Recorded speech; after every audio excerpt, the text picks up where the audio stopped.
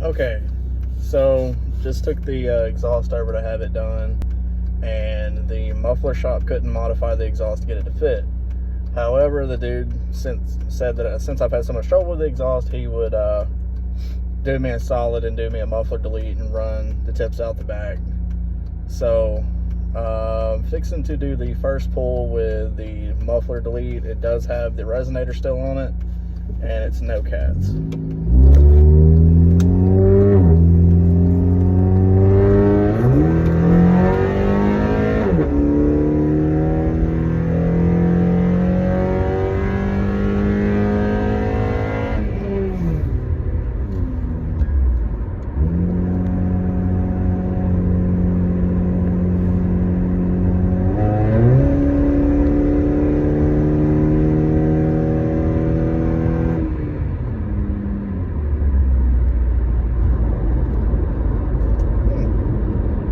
Got an indication light for check engine light for the exhaust. I wonder if he took one of the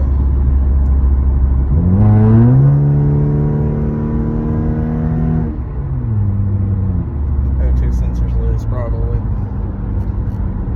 But so far it sounds really damn good.